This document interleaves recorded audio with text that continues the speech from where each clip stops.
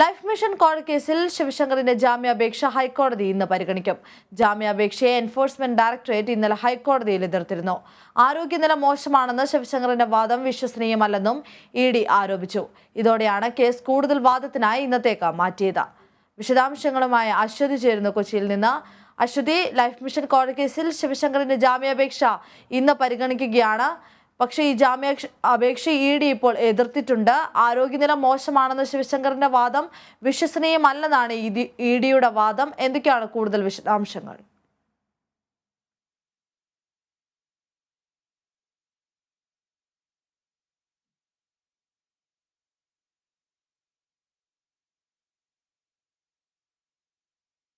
Life mission കോഴ കേസിൽ M ശിവശങ്കറിന്റെ ജാമ്യാപേക്ഷ ഹൈക്കോടതി ഇന്ന് പരിഗണിക്കും.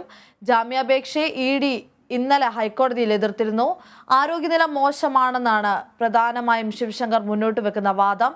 എന്നാൽ ശിവശങ്കറിന്റെ ഈ വാദം വിശ്വസനീയമല്ല എന്നാണ് ഇഡി ആരോപിക്കുന്നത്. ഇതോടെയാണ് കേസ് കൂടുതൽ വാദത്തിനായി ഇന്നത്തേക്ക് മാറ്റിയത്.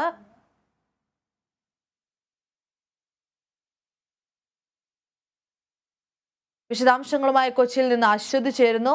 അശ്വതി, ശിവശങ്കറിന്റെ ജാമ്യാപേക്ഷ ഹൈക്കോടതി ഇന്ന് പരിഗണിക്കുകയാണ്. ഈ ജാമ്യാപേക്ഷ ഇഡി എതിർക്കുകയും ചെയ്യുന്നുണ്ട്. എന്തൊക്കെയാണ് കൂടുതൽ വിശദാംശങ്ങൾ? ലൈഫ് മിഷൻ കോഴ ഇടപാടുമായി ബന്ധപ്പെട്ട കള്ളപ്പണ കേസിലാണ് മുഖ്യമന്ത്രിയുടെ മുൻ പ്രിൻസിപ്പൽ സെക്രട്ടറി എം ശിവശങ്കർ മുഖ്യ സൂത്രധാരൻ എന്ന് ഇഡി ഹൈക്കോടതി ഇന്നലെ അറിയിച്ചിരിക്കുന്നത്.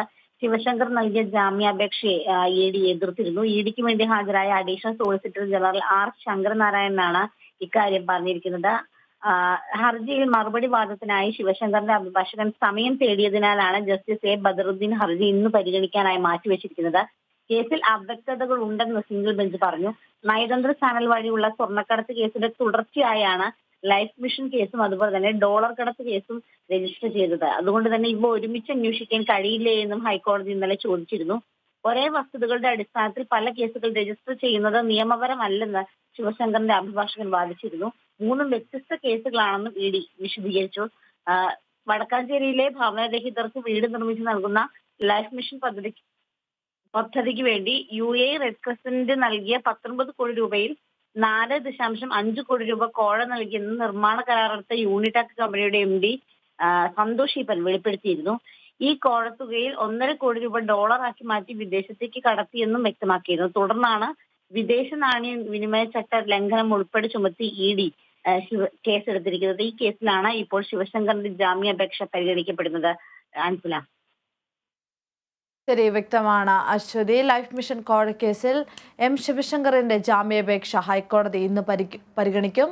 അതേസമയം ജാമ്യാപേക്ഷ എൻഫോഴ്സ്മെന്റ് ഡയറക്ടറേറ്റ് ഇന്നലെ ഹൈക്കോടതിയിൽ എതിർത്തിരുന്നു. ആരോഗ്യനില മോശമാണെന്ന ശിവശങ്കറിന്റെ വാദം വിശ്വസനീയമല്ലെന്നാണ് ഇഡി ആരോപിക്കുന്നത്.